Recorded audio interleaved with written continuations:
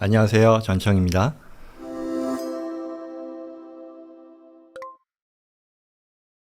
리빙 트러스트에 대한 내용입니다. 리빙 트러스트에 한국 자산을 넣을 수 있나라는 그런 질문인데요. 저는 한국인, 영주권자라는 거고요. 남편은 미국인, 미국 시민권자라는 얘기죠. 아이들을 위해서 윌, 유언장이죠. 그리고 리빙 트러스트 알아보고 있는데 한국에 제 명의로, 본인 명의로 된 부동산이 두 채 있다. 그리고 하나는 반만 제 이름이 들어가 있다. 한국 부동산에서 50% 오너십을 가지고 있고 나머지 반은 엄마, 한국에 계신 어머니 명의라는 게 되겠죠. 그래서 리빙 트러스트를 만들 때 내 명의로 된 재산 리스트에 한국 부동산이나 은행 계좌도 다 넣어야 하는데 너무 복잡해지네요. 저도 사실 잘 모르는데 미국 변호사가 한국의 세무법에 대해 어떻게 알겠어요. 또 저희 부모님은 따로 유서가 없으시고요. 그렇게 한국에도 부동산이 있는 경우에는 미국에서 리빙 트러스트를 어떻게 하시나요? 차라리 한국 법도 좀 아는 교포 변호사가 더 나을까요? 라는 그런 질문이네요. 여기 일단 제 명의로 된 재산 리스트, 한국 부동산 은행 계좌, 요거를 리빙 트러스트에 다 넣는다 라고 표현하셨네요.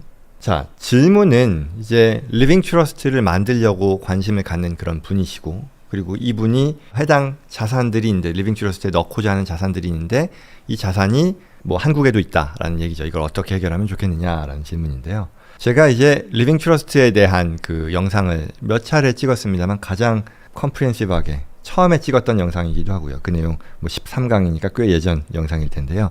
이 내용을 많은 분들이 보고 이 리빙 트러스트에 대해서 궁금한 부분도 해결이 되셨고 또 추가로 문의 또는 저희 케이스를 같이 진행하게 됐는데요. 이 내용을 제가 한번 여기서 정리를 다시 한번 해볼게요. 자, 영상의 내용은 뭐였었냐면요. 첫 번째는 무조건 하세요였어요. 고민하지 말고 그냥 리빙 트러스트 이 영상 보시는 분들은 하셔야 됩니다. 이것저것 따지지 말고 그냥 해야 된다 였어요.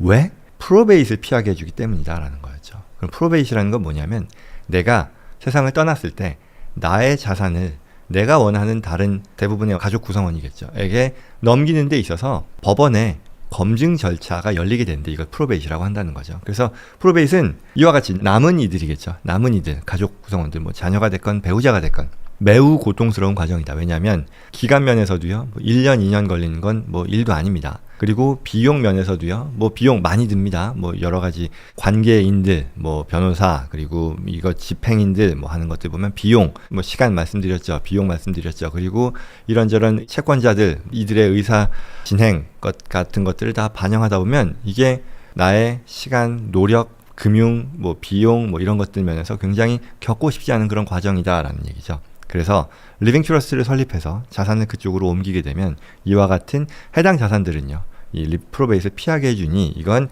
비용 대비 비교할 수 없을 만큼 높은 효용이다. 그러니 이것만 봐도 리빙 트러스트라는 것을 만드는 것은 반드시 해야 되는 그런 과정이다라는 거고요.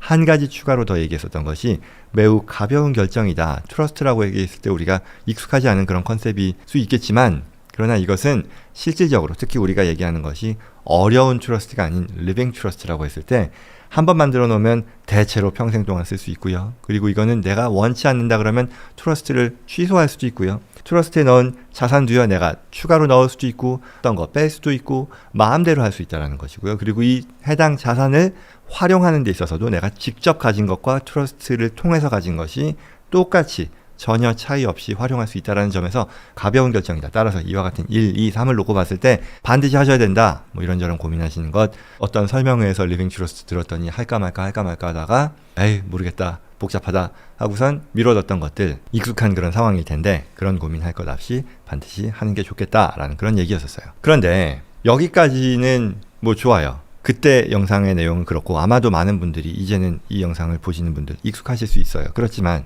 궁금한 게 있어요. 아니 좋은 말인데 프로베이트를 피할 수 있게 해준다라고 하는데 그게 어떻게 가능하지? 좀 더 테크니컬한 부분이 될 텐데요. 오늘은 그 얘기를 좀 하려고 하는 거예요. 자, 트러스트라는 게 먼저 뭐냐라고 했을 때 트러스트는 하나의 그냥 사적인 계약서인데 이게 이해가 어려울 수 있으니 그냥 회사라고 봐도 차이가 없다라고 말씀드렸어요. 그래서 여기에는 3명의 주된 키 플레이어가 나오는데 첫 번째가 그랜토라고 하는 설립자이고요. 두 번째는 베네피셔리라고 하는 최종적으로 혜택을 보는 사람이고요.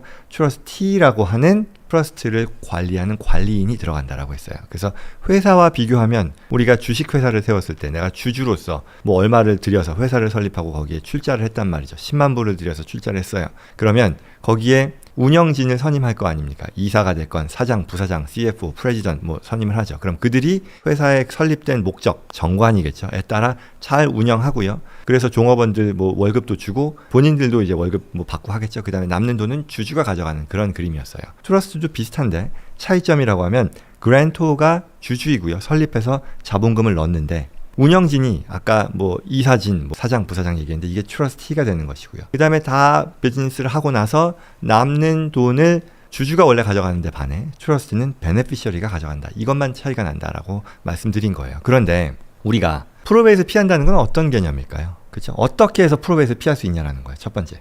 여기서. 그거는요. 트러스트에 내가 가진 자산을 트러스트 명의로 옮기는 거고요. 옮겨진 자산은요. 내가 직접 소유한 게 아닌 트러스트의 자산으로 활용하는 거예요. 그런데 이걸 어떻게 활용하느냐라고 하면 트러스티가 있잖아요. 트러스티가 내가 되는 거예요. 내 살아생전에는 이 트러스트라고 하는 컴퍼니를 세웠는데 회사를 세웠는데 이걸 운영하는 사람이 누구냐면 나 자신인 거예요. 그리고 내가 살아생전에 이걸 운영하면서 누구에게 혜택을 주냐 하면 나예요. 베네피셔리도 나인 거예요. 그러니 내가 직접 가지고 있는 자산을 트러스트를 세워서 거기에 서류상의 오너십을 옮겼는데 실제로는요. 내가 운영도 할 수 있고 거기서의 혜택도 똑같이 누릴 수 있는 거예요. 무제한으로. 그러니 그 말은 내가 소유한 것과 같겠죠. 그리고 여기서 더 나아가서요. 이 트러스트의 작동 방식에서는요. 이 트러스티라고 하는 사람이 내가 살아생전엔 나지만 내가 변고가 생기면 내가 죽거나 아니면 코마가 오거나 어떤 변고가 생겼을 때 successor trustee라고 해서 이 트러스트를 운영하는 다른 사람이 지정이 되어 있는 거예요. 그러니 내가 뭔 일이 생겼을 때 나는 사라지더라도 이 트러스트는 그대로 유지되는 거고 트러스트의 운영자는 내가 아닌 다른 사람으로 이어지면서 이 트러스트는 계속해서 그 트러스트 안에 있는 자산은 계속해서 운영이 되는 거죠. 그래서 무슨 얘기냐? 내가 만약에 직접 가지고 있는 자산이었다라고 하면 내 소유의 자산이잖아요. 내가 죽고 나면 이 해당 자산은 프로베이스에 들어갈 거예요. 이 자산이 누군가에게 넘어간 그 과정을 법원으로부터 검증받기 위해서, 허락받기 위해서.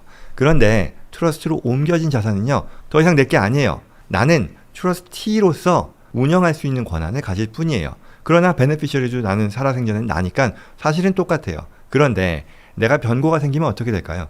내 재산인가요? 아니에요. 트러스트의 재산이에요. 운영자는 누구예요? 내가 아닌 다른 사람이 석세서 트러스티로 이미 지정이 된 거예요. 따라서 이 트러스트는 나의 어떤 변고라는 것과 무관하게 계속해서 돌아가는 엔터티가 되는 거죠. 그렇기 때문에 이 트러스티는 이 트러스트의 작동 방식에 따라 내 사후에 이렇게 베네피셔리들에게 준다라는 것을 집행하게 되는 거고 이 전체의 과정이 프로베이트과는 무관하게 이 트러스트 내에서 완료된다는 겁니다. 아마 이런 설명을 들은 적은 없으실 것 같은데요. 컨셉이 이렇기 때문에 프로베이트를 피할 수 있다는 것이고요. 그리고요. 두 번째, 어떻게 이 트러스트 재산을 내가 직접 가지고 있는 재산과 똑같이 활용할 수 있느냐에 대한 부분인데요. 이건 지금 말씀드린 거죠. 내가 실제 직접 가지고 있는 것 대비 트러스트로 명의를 옮겼지만 거기에서 운영하는 트러스티라던가 베네피셔리라던가 이게 다 나이기 때문에 실질적으로는 내가 직접 운영하는 것과 트러스트를 통해서 운영하는 것은 동일하다, 차이가 없다라는 그런 얘기가 되는 거죠. 자, 그러면 이 얘기를 왜 했냐 하면요. 앞서 물어보신 분의 질문으로 돌아가기 위함이에요. 물론 이전의 영상에 대한 것을 정리하고 리빙 트러스트를 다시 한번 점검해보는 그런 취지도 있고요. 자, 그러면 이게 있어요. 중요한 게 뭐냐면 트러스트를 세웠지만 트러스트를 세워서 그 문서를 다 만들었어요. 그리고 거기에 트러스티도 지정하고 베네피셔리도 지정했어요. 내가 살았을 때는 나고 내 배우자가 살아있을 때 또한 배우자가 가고 그 다음에 이제 석세서 트러스티 뭐 복잡한 얘기가 있지만 심플한 겁니다. 내가 살아생전에는 내가 이 트러스트를 직접 운영하면서 혜택도 보는 그런 존재로 있는데 나중에는 이제 옮겨간다라는 얘기죠. 그런데 중요한 건 트러스트는 페이퍼상의 컴퍼니에 지나지 않아요. 무슨 얘기냐? 내가 트러스트를 세우고 거기에 execute, 서명하고 notarize 하고 뭐 한다 한들 공증받고 한다 한들 여기에 중요한 건 자산이 옮겨져야 되는 거잖아요. 그래야 이 트러스트 명의로 소유된 자산이어야만 트러스트의 작동 방식을 따르게 되겠죠. 당연한 얘기겠죠. 트러스트는 세워놓고 내 자산은 내가 직접 그냥 그대로 갖고 있다면 이거는 내 다른 자산하고 아무 상관이 없는 거잖아요. 그래서 자산을 트러스트에 넣는 과정이 필요하고요. 그때 자산을 어떻게 구분하느냐 하면 소유권이 등록 또는 등기되는 자산이고요.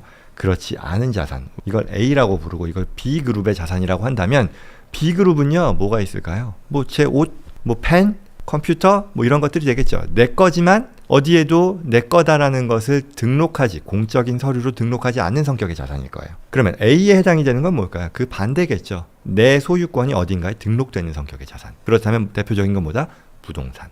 그렇죠? 또는 금융자산, 은행 계좌라던가 증권 계좌라던가. 그리고 세 번째로 비즈니스 인트레스트, 내가 어떤 회사를 소유하고 있다 그러면 거기에 지분 같은 것들이 해당이 될 겁니다. 그래서 이런 것들을 어떻게 옮기느냐에 대한 건 테크니컬한 부분이니까 오늘은 얘기 안 한다 해도 중요한 것은 특히 이 A에 해당이 되는 자산들일 텐데요.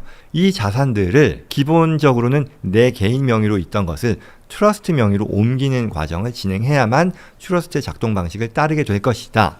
여기까지 아마 이해가 되실 거예요. 근데 이제는 정말 중요한 질문으로 돌아온 거예요. 이분은 퀘스천은 한국에 있는 자산을 넣겠다라고 얘기한 거예요. 이 트러스트에 한국에 있는 뭐 부동산이었었죠. 부동산 자산을 한국에 있는데 이 트러스트의 작동을 따르도록 넣겠다라고 하는 건데 그게 되겠냐라는 거예요.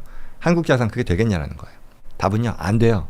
답은 안 돼요. 왜냐하면 우리가 좀 거창하게 얘기하기 전에 생각을 해보면 한국에 있는 자산은요, 미국에 소유하고 있는 내가 어떻게 하고자 한다라 한들 한국 정부가 그것을 있는 그대로 따라가야 할 의무가 있을까요? 없겠죠. 왜? 한국은 한국법이 있잖아요. 한국법에 따른 증여 상속 규정이 있을 텐데 미국에서 내가 이렇게 한다라고 해서 그게 그대로 한국에서 받아들여질 것이다라고 생각한다면 굉장히 순진한 생각이겠죠. 좀 거창하게 얘기한다면요. 한국법도 그렇고 미국법도 그렇고 주권 국가 어떤 그 정부 기관에서의 관할권이라고 얘기하는데 여기에는 크게 봐서 personal jurisdiction, subject matter jurisdiction 이렇게 두 가지로 나뉩니다. 뭐 인적 관할권, 물적 관할권이라고 얘기할 텐데요. 내가 이 경우에는요. 한국 부동산의 경우는 subject matter jurisdiction이겠죠. 한국에 있는 대상의 물건이기 때문에 한국 정부가 주된 관할권을 갖게 되는 그런 상황이겠죠. 따라서 내가 한국에 부동산이 있을 때는요. 이게 한국법상 어떤 식으로 상속이 될 것인지, 세금이 어떻게 매겨질 것인지, 그리고 내가 원하는 방식의 상속이 될지 안 될지는 한국법을 우선해서 따라야 된다는 것 아마 상식적으로 이해하실 수 있을 거예요. 따라서 내가 미국의 어떤 법에 따라 리빙 트러스트를 만들고 그거에 따라 나는 해외에 있는 한국에 있는 자산을 똑같이 내가 원하는 방식대로 하고 싶다 명문화한다 한들 그게 한국법에 따라 충돌이 만약에 있다라고 하면 당연히 있을 텐데요. 한국법이 우선될 것이다. 따라서 리빙 트러스트를 통해 한국에 있는 자산의 증여, 상속 그 이후의 과정까지도 다 컨트롤하겠다라고 생각하는 것은 맞지 않다라는 말씀을 드리는 거예요. 그래서 결론은요. 한국 자산은요. 한국법에 따라 준비하는 게 우선입니다. 굳이 말하자면 아마도 나의 의사, 그렇죠? 내가 실제 리빙 트러스트를 만든 그 당사자의 이 사후의 자산 배분에 대한 의사가 이렇다더라 라는 것을 문서상 보여주는 하나의 secondary evidence 정도가 될 수는 있겠지만 이게 다시 말씀드리지만 한국 정부가 따라야 되는 그러한 어떤 법적인 구속력을 가진 문서로 인정받지는 못한다라는 것 알고 한국법에 따라 준비하는 게 우선이다 이고요. 하나 더 추가한다면 또는 해당 자산을 미국으로 가져오면 될까요 안 될까요? 되겠죠. 내가 미국 사는 사람이고 자산만 한국에 있는데 자산을 미국으로 가져온다 하면 인적 관할에 있어서건 물적 관할에 있어서건 한국과는 상관이 없겠죠. 그래서 리빙 트러스트에 대한 것도 전체적으로 다시 한번 살펴본 시간이었었고요. 안 만드신 분들 만드시는 게 좋겠고 한국 자산에 대한 것까지 커버될 것이다라고 생각하시지는 않아야 되겠다입니다.